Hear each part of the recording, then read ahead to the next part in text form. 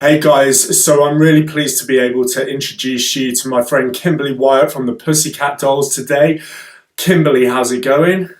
It's good, thank you, and hello to everybody watching. So Kimberly is obviously a member of the award-winning group, the Pussycat Dolls, and we thought it'd be great to speak to her about music video and her career and other media elements. So Adrian is here as well. He's going to be asking questions too. So Adrian, do you want to start? So a lot of the kids will be doing sort of for their final major projects, Kimberly, things like music videos or kind of magazines, and probably thinking about having a talent on the front and kind of what Paul and I wanted to do is kind of from your kind of perspective as an artist, kind of get your perspective on how things work in terms of music videos, in terms of kind of magazines or any promo stuff. So particularly in music videos, so the questions I'm going to ask are probably what the kids will kind of want to ask, you know. So as an artist, what creative input do you have on music videos, Kimberly? Well, I'm in a unique position because the Pussycat Dolls started as a show. So it was around for almost 10 years before I joined. So the way that we operate is quite different than a lot of other music artists out there. There's a creator who, when we first started, partnered up with Interscope with Jimmy Iovine. And so they kind of owned the brand Pussycat Dolls, and then we were all part of it. So as far as the creative, we would get to sort of hear the music that they were wanting to push, and we sort of were almost, in a sense, the last to know.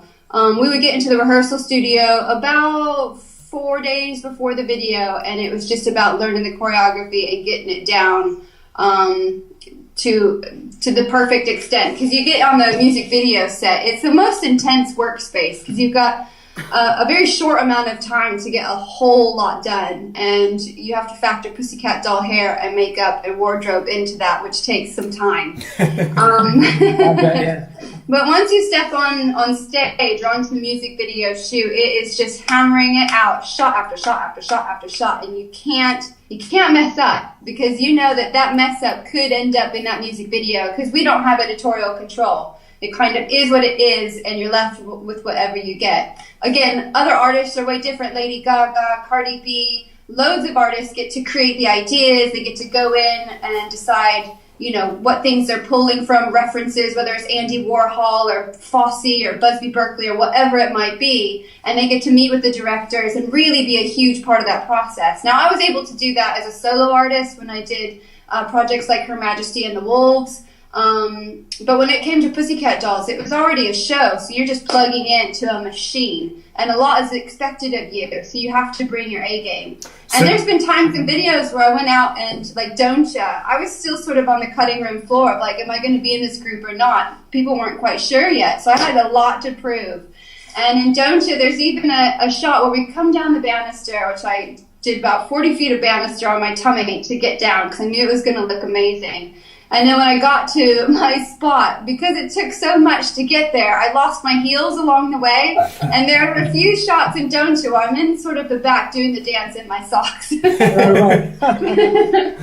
But yeah, it's just a completely different thing with the Pussycat Dolls in comparison with a lot of other artists. But I think a huge part of what was fun about stepping outside of the Dolls, again, is really being part of that creative process.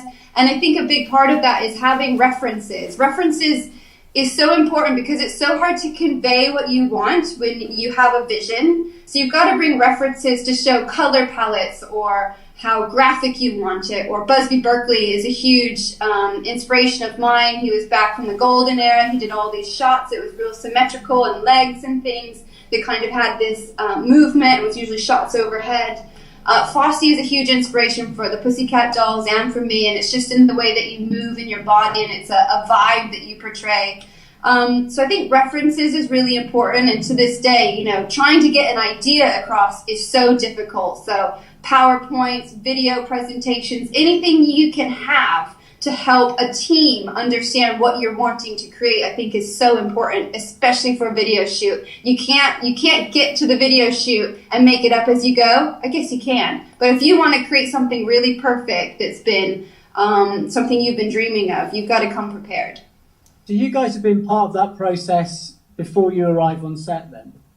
Definitely. For the dolls, it's all about the preparation. So we get in the studio a good 4 days before the video, and it's 8 to 12 hours in the studio every day, figuring out what the choreography is, figuring out the moods, the movements, and also costumes is a huge one, and being able to dance like we do in those costumes. So having pieces that we can bring to figure out, okay, I have this long skirt, how is it going to work when I'm doing these moves and walking in heels? There's quite an art to it. So with respect to the recent React video, is that much higher budget than the previous videos? Because I know, like, it seems when artists relaunch, you've kind of come back after 10 years, it seems like the labels suddenly chuck loads of money at the video and that kind of thing. Was that a really high budget video? So it's a bit opposite actually for us, because we had so much pumped into us having worked with Jimmy Iovine, especially. He really believed in it, and we had really good big budgets for a lot of our videos. Now React was a big budget as well, but especially in comparison with everything. But as the times have changed, video budgets are getting lower and lower and lower and lower. So you have to be creative with a lot less money. So the ideas are so important. And like, we shot that. We did more, we danced harder, and had less time than we ever had before. And that's just a sign of the times. Yeah. And was that shot in the UK or America? That was in LA, it was. Oh, okay, cool. Because I was speaking to Sonique on Monday, and hers were all shot in LA as well. So it seems like a lot of them are shot in America now. Yeah. Yeah, cool. So students get saving. Flights to LA. Totally. Totally. So do you know, during the shoot then, Kimberly, it sounds really intense, and you don't, obviously time is money, isn't it, in that industry? So, are you able to kind of stand back from the kind of the production and go, actually, that's not working, or how does that work? How do you get engaged during the shoot? It's intense because we were in the studio. We had the director of photography, lighting, people that were building the rigs for us. They all came to the studio so we could show them the sort of choreography we were after. And we're trying to mark it out. We'd use tape on the floor to mark out what sort of dimensions we were going to have once we stepped onto the floor. So we're trying to work it all out. What we found was that even though we met with everybody and we thought we were all on the same page, when we stepped into the situation on the day, a lot of those tight spaces were even tighter than we thought. The fire was closer. The water was a bit different, so you kind of have to be a little bit malleable. And there was bits of choreography we were so excited to share, but it was impossible to fit it in the space. And in those moments, because like you said, the time is money. The feeling of like almost anxiety, of panic, of, oh my God, what are we going to do, is certainly there. And I think being able to manage that and be able to suck it up, take a deep breath, and be able to communicate about solutions rather than problems was a huge part of it. And ultimately, we had to sacrifice a little bit of the choreography in order to just get the video done. So as much as people want to talk crap about us and try and bring us down because of the provocative nature of the Pussycat dolls, they've got it wrong. Like, what we're doing is making choices that we can dance and perform in and feel like fierce warrior princesses when we're up there, showing people it's okay to own your space, own your sexuality, your sensuality, and your confidence. It's an important exploration. Wicked. It's interesting you say that. I knew someone who was a cabaret dancer, and she would position herself, she would say she was a real feminist. In fact, she was. And I said, doesn't that kind of contradict in terms of what you were doing on stage? She said, no, because I felt so empowered. She goes, it was my body and I was doing what I wanted with it. And, sure, men were rocking up and paying lots of money to see her kind of troupe.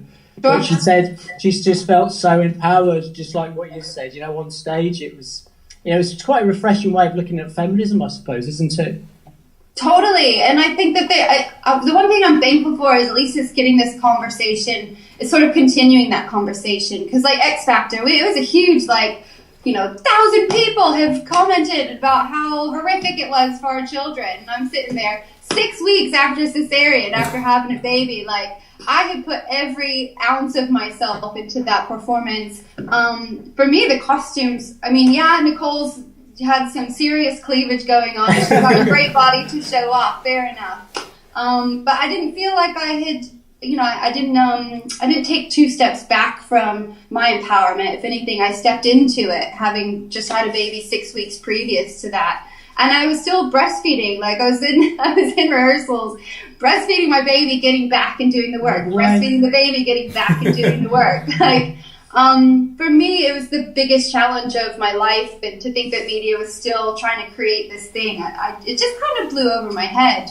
And if anything, it spurs me on to get in, and I teach dance around the country. I've been doing my 12:30 live sessions on Instagram and teaching some of the Pussycat Dolls choreography, because I think there's a misunderstanding about dance and performance, and people are trying to make it something that it's not. And it's important that I feel I go out there and I teach kids and people and adults. I do a lot of work with kids on CBBC and CBBs, whether it's cooking or being Sasha Small, a hardcore manager in the music business, who's horrific, who's brilliant. It's so much fun to play. But I feel like if there's a misunderstanding, I want to go out there and start teaching people that they don't need to hate what they don't understand. So I just want them to help, understand it a little bit more, really. Amazing. So finally, I think, thank you so much for your time. What's the one piece of advice you would give our students that are particularly interested in music video production and how to get into that? Obviously, you've worked with a lot of directors and producers as well. What advice would you give someone that wants to make music videos? I think a big part of being on the side of choosing a director for a music video is a vibe. Being able to do incredible PowerPoints is essential, because ultimately that's what you're selling yourself on, is an incredible vision, and being able to explain that vision broken down with the music, so that you're creating a scene and you're thinking, you're forward thinking in these ideas, so that you're helping this artist stand out, as well as listening to the lyrics and the beats and bringing that to life within that treatment is so important, and what every artist is looking for. And I think as a director, you've got to put your stamp on it. And that goes for everybody that is a creative. You have to have your stamp. So as a director, like, what is your thing? Like, when you think of Hype Williams, like, that he's got a certain aesthetic about the way that he does it. When you look at movies like Quentin Tarantino, you know what you're getting. I think that's important even as a director of music videos, because you kind of want to know what you're dipping into. And if somebody's got a stamp in the way that they bring things. Joseph Kahn is one. He's perfect. He's like, he did When I Grow Up, and another video. He is glossy. He knows how to make things shine. He knows how to make colors pop. He knows how to create something that's just going to kind of makes you look at it. So Joseph Kahn has always had this incredible stamp. Francis Lawrence, who went on to be an incredible movie director, he did Buttons, which won us an award as well. There was just a slickness to the way that he would bring music videos to life, and maybe he would cut back on the color, make it more aesthetic in the black and white, almost contrasty nature of it. Even on like the guys that we're working for on a creative spot when it comes to visuals, where it's really bold, it's really black and white, it's really contrasty at the moment. So we know that when we work with Bronski, that's what we're getting. So I think having a stamp and a clear identity as a director is important, as well as being able to put a treatment that sells something exciting and sells the message as much as the visual. Amazing. What an answer. Fantastic. Anything more from you, Aid, or are you good? No, that's fantastic. That's great. So good. Thank you so much for your time. Thank you, guys. Really thanks for having me, and I hope it helps everybody that gets to watch. Amazing. Thanks, Kim. I'll see you soon. All right. Defo. Take care.